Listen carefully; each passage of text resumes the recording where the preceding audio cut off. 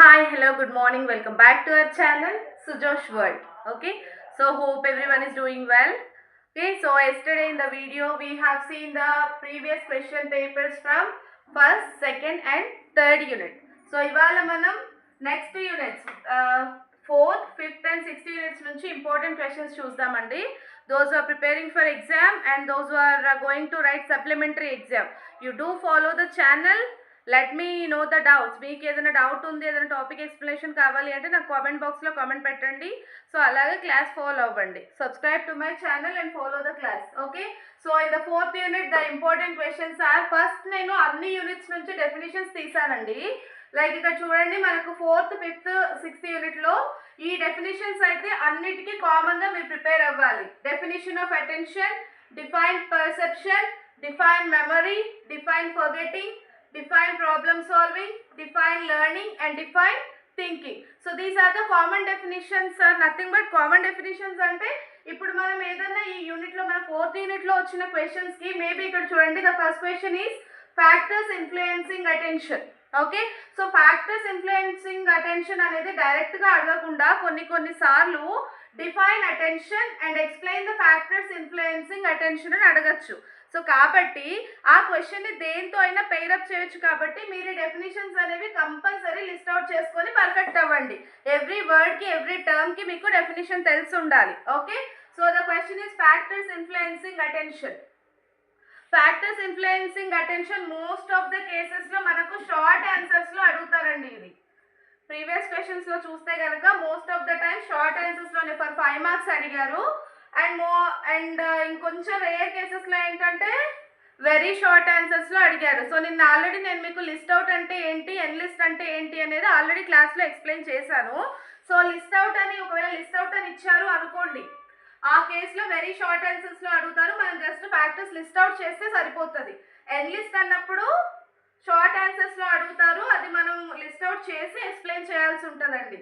And next question is factors influencing learning. Learning అనేది చాలా perception and learning very very very important topics అండి. And personality కూడా, even to BSc also. Personality నుండి compulsory మనకి long answer కానీ short answer కానీ వస్తుంది ప్రతిసారి మీరు పేపర్లో చూసినట్టయితే. సో కాబట్టి లెర్నింగ్ నుండి factors influencing learning and types of learning, ఇవి రెండు డిఫరెంట్ క్వశ్చన్స్ అండి. రెండు పేరప్గా అయితే అడగలేదు ఇంతవరకు. మీరు ప్రాక్టీస్ చేసేటప్పుడు కానీ factors influencing learning or otherwise what are the types of learning అనేది చూసుకోవాల్సి ఉంటుంది. And the next question is development of memory. Development of memory అనేది జిఎన్ఏ వాళ్ళకి చూసుకుంటే మనకి డెవలప్మెంట్ 3 స్టేజెస్లో ఉంటుందండి. Encoding, storage and decoding. Okay, encoding, storage and decoding. Okay, encoding అంటే మనం మెసేజ్ని రిసీవ్ చేసుకోవడము, దాన్ని మనం స్టోర్ చేసుకోవడము, అండ్ అవసరమైనప్పుడు దాన్ని మళ్ళీ రిప్లై చేయడము. ఓకే, ఈ 3 ప్రాసెస్లో డెవలప్మెంట్ ఆఫ్ మెమరీ అనేది జరుగుతుంది. అండ్ చూసుకుంటే మనకు థియరీస్ ఆఫ్ మెమరీ అని ఉంటుంది, అది మనం బీఎస్సీలో చూడొచ్చు. బీఎస్సీ నర్సింగ్ వాళ్ళకి థియరీస్ ఆఫ్ మెమరీస్లో వన్ ఆఫ్ ద థియరీస్లో మనకి ఈ ప్రాసెస్ అనేది వస్తుంది, ఎన్కోడింగ్, స్టోరేజ్ అండ్ డీకోడింగ్ అనేది. ఇక్కడ ఏంటంటే మీకు సిలబస్ కొంచెం తక్కువగా ఉంటుంది కాబట్టి కంపేరింగ్ టు దెమ్ వాళ్ళు డెవలప్మెంట్ ఆఫ్ మెమరీలో ఇవి ఇచ్చారనమాట, ఎన్కోడింగ్, స్టోరేజ్ అండ్ డీకోడింగ్. ఇది చాలా ఇంపార్టెంట్ క్వశ్చన్ అండి. మోస్ట్ ఆఫ్ ద కేసెస్లో షార్ట్ ఆన్సర్స్లో అడుగుతారు for 5 marks. Okay, and next one is types of forgetting, factors effecting forgetting. Factors influencing అన్నా ఫ్యాక్టర్స్ ఎఫెక్టింగ్ అంటే డిఫరెంట్ అండి, అది మీకు తెలిసి ఉండాలి. ఫ్యాక్టర్ ఇన్ఫ్లుయెన్సింగ్ అంటే that is for a positive way. Okay, factors effecting అంటే that is a negative way. So factors influencing ఏంటంటే లైక్ ఏ ఫ్యాక్టర్స్ని బట్టి మనలో ఈ డెవలప్మెంట్ ఉంటుంది. For example factors influencing body growth అని చెప్పారనుకోండి, మన బాడీ గ్రోత్ అవ్వడానికి ఎలాంటి ఫ్యాక్టర్స్ కావాలి అని అడుగుతాము, ఆ కేసెస్లో ఇన్ఫ్లుయెన్సింగ్ని వాడతాము. ఫ్యాక్టర్స్ ఎఫెక్టింగ్ అంటే ఏంటంటే ఫ్యాక్టర్స్ ఎఫెక్టింగ్ బాడీ గ్రోత్ అంటే దేని వల్ల మన బాడీ గ్రోత్ ఆగిపోతుంది. Clear everyone? సో ఆ రెండింటికి డిఫరెన్స్ తెలుసుకోవాలి మీరు. క్వశ్చన్ అడిగినప్పుడు కూడా ఫ్యాక్టర్స్ ఎఫెక్టింగ్ అని అడిగారా, ఫ్యాక్టర్స్ ఇన్ఫ్లుయెన్సింగ్ అని అడిగారా అనేది మీరు కంపల్సరీ ఒకసారి క్రాస్ చెక్ చేసుకోవాల్సి ఉంటుంది. Okay, so here factors effecting forgetting. Okay, so దేనివల్ల మనం యూజువల్గా మర్చిపోతూ ఉంటాము అనేదాన్ని ఫ్యాక్టర్స్ ఎఫెక్టింగ్ లెర్నింగ్ అంటాము. ఓకే, మనం మీరు బుక్కిష్గా కాకపోయినా జనరల్గా కూడా ఒక్కసారి మీరు గ్లాన్స్ చేసుకుంటే ఈజీగా రాయగలుగుతారు దేనివల్ల మనం ఏదైనా ఫ్రీక్వెంట్గా మర్చిపోతాము అనేది.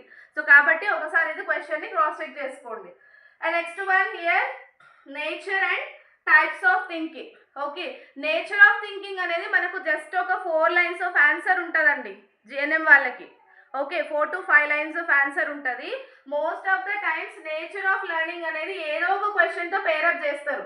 లేదు దేంతో పేరప్ చేయలేదు అనుకుంటే కనుక ఈ నేచర్ ఆఫ్ లెర్నింగ్ని వెరీ షార్ట్ ఆన్సర్స్లో అడుగుతారు. ఓకే, లేదు అంటే దేంతో పేరప్ చేసినప్పుడు మీకు షార్ట్ ఆన్సర్స్లో వస్తుందండి. Types of thinking and nature of thinking అనేది డెఫినేషన్ ఆల్రెడీ నేను చదవాలి అని చెప్పాను నేను మీకు. ఓకే, సో మేబీ డెఫినేషన్తో కూడా పేరప్ చేసి ఇవ్వచ్చు. And last one is problem solving అండి. ప్రాబ్లమ్ సాల్వింగ్ ఎప్పుడైనా మనకు థింకింగ్ అండ్ రీజనింగ్లో వస్తుంది. Thinking and reasoning. Okay, thinking and రీజనింగ్లో వస్తుంది ప్రాబ్లమ్ సాల్వింగ్ ఎప్పుడైనా కూడా. సో కాబట్టి ఈ టాపిక్ తీసినప్పుడు ప్రాబ్లమ్ సాల్వింగ్ అనేది మీకు డైరెక్ట్గా అయితే యూనిట్ నేమ్ అంటూ ఉండదు. థింకింగ్ అండ్ రీజనింగ్ టాపిక్ తీసినప్పుడు మీకు ప్రాబ్లమ్ సాల్వింగ్ అనే టాపిక్ వస్తుంది. అండ్ ఆల్సో చూడండి, ప్రాబ్లమ్ సాల్వింగ్ అనే టాపిక్ చాలా చాలా ఇంపార్టెంట్. ఇది ఒక్క సబ్జెక్ట్లోనే కాదు, మీకు ఎఫ్ఓఎన్లో వస్తుంది, మెడ్సర్చ్లో వస్తుంది, థియరీస్లో వస్తుంది. సో కాబట్టి everywhere the problem solving is same. మీరు ఏ సబ్జెక్ట్లో చూసినా కూడా ప్రాబ్లమ్ సాల్వింగ్ అనేది సేమ్ ఉంటుంది. ఎందుకంటే దీనికి స్టెప్స్ ఆఫ్ ప్రాబ్లమ్ సాల్వింగ్ అని ఉంటుంది. First defining the problem, okay, analysing the problem, setting the priorities. మనం ఎట్లయితే నర్సింగ్ అసెస్మెంట్ రాస్తాము, ఓకే, సబ్జెక్టివ్ డేటా అని, ఆబ్జెక్టివ్ డేటా అని, ఓకే, ప్లానింగ్ అని, ఇవాల్యుయేషన్ అని ఇవన్నీ రాసుకుంటాం కదా. సో సిమిలర్గా అదే స్టెప్స్ ఉంటుందండి ప్రాబ్లమ్ సాల్వింగ్కి కూడా. Okay, so these are the important questions from the 4th unit. Okay, along with that important questions, I told you that you're supposed to read all these definitions. Okay, so మీరు మళ్ళీ చెప్తున్నాను, important questions అంటే ఇదే వస్తుంది అని కాదు. Okay, so మీరు చదివే వాటిల్లో వీటి మీద ఎక్కువ ఫోకస్ చేయండి, ఎక్కువ స్ట్రెస్ చేసి చదవండి, కొంచెం పర్ఫెక్ట్ అయి ఉండండి. ఎవ్రీవేర్ ఏ యూనిట్లో అయినా డెఫినేషన్స్ అన్ని చాలా ఇంపార్టెంట్ అండి. అన్ని టాపిక్స్లో డెఫినేషన్స్ కంపల్సరీ నేర్చుకోవాలి. And also definition is definition. Always you should not change any minor thing in the definition. మీ డెఫినేషన్లో చిన్న ఈజ్ కానీ వాస్ కానీ ఏది చేంజ్ చేయడానికి లేదండి. అక్కడ ఎలా చదివారో అలాగే రాయాలి. క్లియర్? సో అలాంటప్పుడు మీరు మీనింగ్ అని పెట్టుకోవచ్చు. నాకు అంత పర్ఫెక్ట్గా రాదు అన్నప్పుడు meaning of so and so అని పెట్టుకోవచ్చు. సో కాబట్టి టాపిక్లో ఉన్న ప్రతి దానికి డెఫినేషన్స్ అయితే మీరు పర్ఫెక్ట్ అయి ఉండడానికి చూడండి. Clear everyone regarding 4th unit questions? Okay, unit 5లో చూసుకుంటే మనకు పర్సనాలిటీ ఉంటుందండి. అండ్ యూనిట్ 6లో ఇంటెలిజెన్స్ అండ్ డెవలప్మెంట్ ఉంటుంది. Okay, so here coming to the unit 5, the first question is define personality and classification of personality. This is very important for long answer andi. Okay, long ఆన్సర్లో most of the times అడిగిన question ఏంటంటే define personality and classification of personality. So ఈ కేసులో మీరు పర్సనాలిటీని define చేయాలి, classifications రాయాలి. Classifications are very important అండి. షెల్డన్స్ క్లాసిఫికేషన్ అని, జెంగ్స్ క్లాసిఫికేషన్ అని, ఇలా మీకు ఒక 6 types ఆఫ్ క్లాసిఫికేషన్స్ ఉంటాయి. మీరు ఒకసారి బుక్ ఓపెన్ చేసి గ్లాన్స్ చేస్తే కానీ మీకు అర్థమవుతుంది. సో ఆ టైప్స్ ఆఫ్ క్లాసిఫికేషన్ రాయాలి. అండ్ ఆ క్లాసిఫికేషన్లో కూడా మళ్ళీ మీకు సబ్ క్లాసిఫికేషన్స్ ఉంటాయండి. మొత్తం మనం ఒక టేబులర్ ఫామ్లో ఉంటుంది మీ టెక్స్ట్ బుక్లో చూసుకుంటే కనుక. సో కాబట్టి ఇది చాలా ఇంపార్టెంట్ అండి పర్సనాలిటీ క్వశ్చన్. నేను చెప్పాను కదా, పర్సనాలిటీ నుంచి, లెర్నింగ్ నుండి, మోటివేషన్ నుండి డెఫినెట్ క్వశ్చన్స్ వస్తాయి most of the times long ఆన్సర్స్కి. సో కాబట్టి యూనిట్స్ బాగా తరో అయి ఉండండి. And next one is development of personality. Okay, so ఇక్కడ డెవలప్మెంట్ ఆఫ్ పర్సనాలిటీ మనకి ఇక్కడ జిఎన్ఎం వాళ్ళకైతే థియరీస్ ఆఫ్ పర్సనాలిటీ అనేది లేదండి బుక్లో, అంటే వాళ్ళ సిలబస్లోనే లేదు.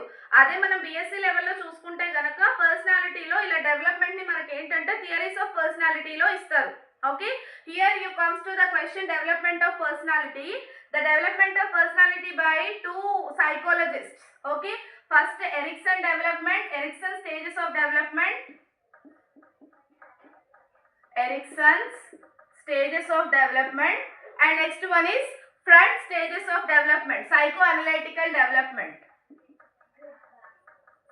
Freud's stages of psychoanalytical stages of development.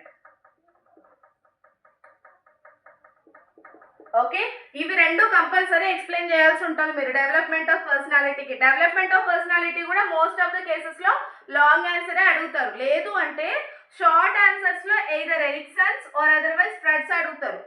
Okay, so ఇదన్నా ఏదో ఒకటి కంపల్సరీ అడుగుతారు డెఫినేషన్ ఆఫ్ పర్సనాలిటీతో పేరప్ చేసి. Okay, so here in the case of Freud psychoanalytic personality, ఇక్కడ మనకు 5 స్టేజెస్ ఆఫ్ పర్సనాలిటీ ఉంటుంది. మీరు ఒకసారి బుక్ ఓపెన్ చేసి చూస్తే అర్థమవుతుంది. ఓకే, సో 5 స్టేజెస్ ఏంటంటే anal stage, phallic stage, latent stage. Okay, so ఇలా మనకు 5 స్టేజెస్ ఆఫ్ డెవలప్మెంట్ ఉంటుంది ఫ్రెడ్ సైకోఅనలిటికల్ స్టేజ్ ఆఫ్ డెవలప్మెంట్లో. అవి కంపల్సరీ ఎక్స్ప్లెయిన్ చేయాలి. ఈవెన్ షార్ట్ ఆన్సర్కి ఇచ్చినా ఎక్స్ప్లెయిన్ చేయాలి, లాంగ్ ఆన్సర్కి ఇచ్చినా ఎక్స్ప్లెయిన్ చేయాలి. వెరీ షార్ట్ ఆన్సర్స్లో అయితే ఇది ఇంతవరకు అడగలేదండి, 90% అయితే అడగలేదు. ఓకే, సో ఎరిక్సన్ స్టేజెస్ చాలా చాలా చాలా చాలా important. Not only for your theory exams, for the competitive exams also there is 8 stages of development has been seen. Okay, ఇక్కడ 5 stages చూస్తాము అండ్ ఇక్కడ 8 stages of development చూస్తాము. autonomy versus guilt అని, okay, industry versus inferiority అని. Okay, so ఇలా మనం 8 stages of development చూస్తాము. Okay, so మన కాంపిటేటివ్ ఎగ్జామ్స్లో 8 స్టేజెస్ ఆఫ్ డెవలప్మెంట్ అని అడగరు. ఆ 8 స్టేజెస్లో ఏదో ఒక స్టేజ్ ఇచ్చి ఇది ఏ ఏజ్ గ్రూప్ వాళ్ళకు ఉంటుంది అనేది అడుగుతారు.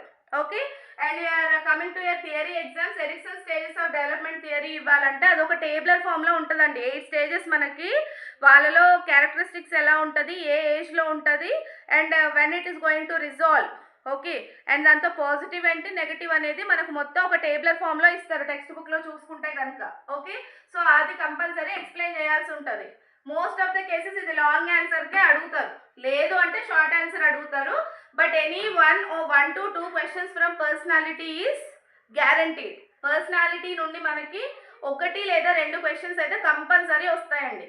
And next one assessment of personality. Here the assessment of personality అంటే మనకు కొన్ని ఏ టెస్ట్లో ఉపయోగించి మనం పర్సనాలిటీని అసెస్ చేస్తాము. ఓకే, లైక్ ఇప్పుడు మన కోర్స్ని అసెస్మెంట్ ఎలా చేస్తాం, మనకి ఫైనల్ ఎగ్జామ్స్లో కానీ ఇంటర్నల్ ఎగ్జామ్స్లో కానీ అసెస్ చేస్తారు మన నాలెడ్జ్ని. సో సేమ్ థింగ్ ఇలా పర్సనాలిటీని అసెస్ చేయడానికి there are different test. Okay, like example standard test, non standard test and also projective test. Okay, ఇలా మెయిన్లీ 3 types ఆఫ్ టెస్ట్లు ఉంటాయి. మళ్ళీ దాంట్లో సబ్ టైప్స్ ఉంటాయండి. స్టాండర్డ్ టెస్ట్ అంటే ఏంటి, దాంట్లో what are the different types in that, and the projective tests are what and what are the different types in that. Okay, that could be explained. Okay, so most of the cases ఈ assessment అనేది short answer or otherwise very short answer లో అడుగుతారు. Clear everyone? Okay, and next one is why personality topic knowledge is important to a nurse. ఇది ఇలా అడగొచ్చు, why nurse has to read the personality. Okay, personality అనేది నర్సెస్కి ఎందుకు important చదవడానికి అనేది question ఉంటుంది. సో షార్ట్ ఆన్సర్స్లో చూడొచ్చు. మనం ఫస్ట్లో చూసుకుంటే ఫస్ట్ యూనిట్లో why psychology is important to నర్సెస్కి సైకాలజీ ఎందుకు ఇంపార్టెంట్ అనేది మనం ఎలాగైతే చూసామో, సో దాంట్లో ఒక టాపిక్ పర్సనాలిటీ కూడా why the nurse has to study అనేది ఒక క్వశ్చన్ ఉంటుంది. Most of the time short answers అయితే అడుగుతారు. ఇది క్లియర్.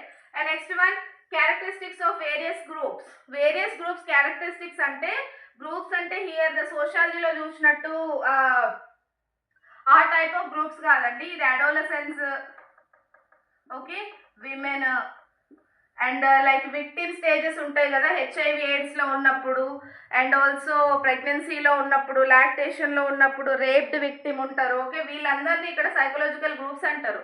సో వాళ్ళ కండిషన్ని బట్టి వాళ్ళ క్యారెక్టరిస్టిక్స్ ఎలా ఉంటాయి.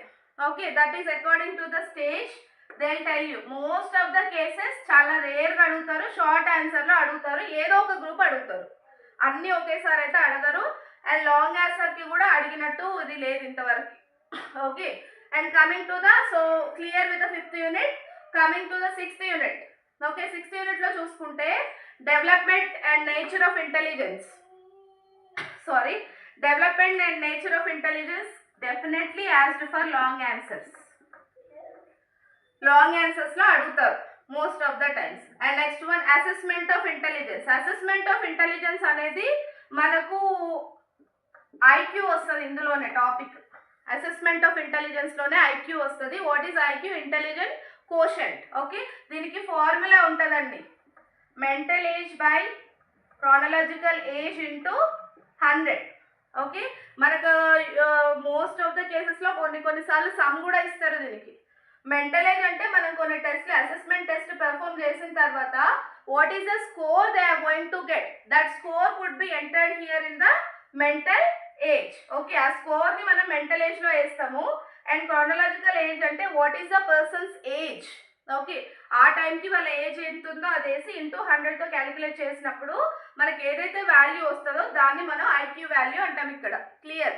సో ఐక్యూ వాల్యూని మనకు డిఫరెంట్ టైప్ ఆఫ్ వాళ్ళు మోడరేట్ ఉన్నారా, సివియర్ ఉన్నారా, ప్రొఫౌండ్ ఉన్నారా, ఓకే, సో హై ఇంటెలిజెంట్ ఉన్నారా అనేది దెన్ అది కూడా మీ బుక్లో చూసుకుంటే మనకి ఐక్యూ టేబుల్ ఉంటుందండి, అసెస్మెంట్ టేబుల్. అది చూసుకుంటే కనుక మీకు వచ్చిన వాల్యూతోని కంపేర్ చేసుకోవాల్సి ఉంటుంది. So clear everyone? So that is about assessment of intelligence. And next one is intelligent test. Okay, intelligence test చేయడానికి this is assessment is different, intelligent test are different. Okay, here you see individual test, group test. గ్రూప్ టెస్ట్లో intelligent టెస్ట్లు ఉంటాయండి intelligent టెస్ట్కి. Okay, individual test అంటే మీరు జనరల్గా మీకు అసలు ఏమి గుర్తులేదన్నప్పుడు రాయొచ్చు. మీరు రాసే థియరీ ఎగ్జామ్ కానివ్వండి, ఇంటర్నల్ ఎగ్జామ్ కానివ్వండి, ఇవన్నీ మీకు ఇంటెలిజెంట్ టెస్ట్ కిందకే వస్తాయి. అండ్ మీరు when you go to the practical exams you will be attending to viva. మీరు వైవా సెషన్ అటెండ్ అయ్యడం అది కూడా ఒక టైప్ ఆఫ్ ఇంటెలిజెంట్ టెస్టే వస్తుంది. క్లాస్లో ఉన్నప్పుడు మనల్ని గ్రూప్గా టీచర్ ఆన్సర్ చేసింది అనుకోండి, when you answer from a group that comes under group intelligent test. Okay, that is what is the reason behind that? Only the motto is in order to test your intelligence. నీకు అసలు knowledge ఎంత ఉంది, ఆ topic మీద ఎంత grip ఉంది అని తెలుసుకోవడానికి చేస్తాము. అంటే నేను అది జనరల్గా రాయమని చెప్పట్లేదండి. మీరు ఒకవేళ చదివింది ఏమీ గుర్తులేదు అనుకుంటే you can go with these examples also. Okay, and the last one is mental retardation. Actually mental retardation is a condition, MR అంటాం మనం. ఓకే, ఇంటెలిజెన్స్ లో మెంటల్ రిటార్డేషన్ ని మోస్ట్ ఆఫ్ ద కేసెస్ లో షార్ట్ ఆన్సర్స్ లో అడుగుతారు. Okay, what is that condition, what are the causes and what is the management దాకా కూడా mostly అవసరం లేదు. అసలు అది ఎందుకు వస్తుంది, దాని కాజెస్ ఏంటి అనేది మెన్షన్ చేస్తే చాలు. షార్ట్ ఆన్సర్ కానీ వెరీ షార్ట్ ఆన్సర్ కానీ అడుగుతారు. ఐక్యూ ఒకవేళ మీకు లాంగ్ ఆన్సర్లో అడగలేదు అనుకోండి, ఒక సమ్ ఇచ్చి షార్ట్ ఆన్సర్లో అడుగుతారు. క్లియర్? సో కాబట్టి అట్లీస్ట్ మీకు సమ్ చేయలేకపోయినా ఫార్ములా అయినా గుర్తుండాలండి. Okay, so these are the important questions from unit 4, 5 and 6. నిన్న మనం చూసింది 1, 2 and 3. So I hope everybody is clear. So kindly follow the class. Okay, if you find any doubts you just put a comment in the comment box. Okay, bye everyone.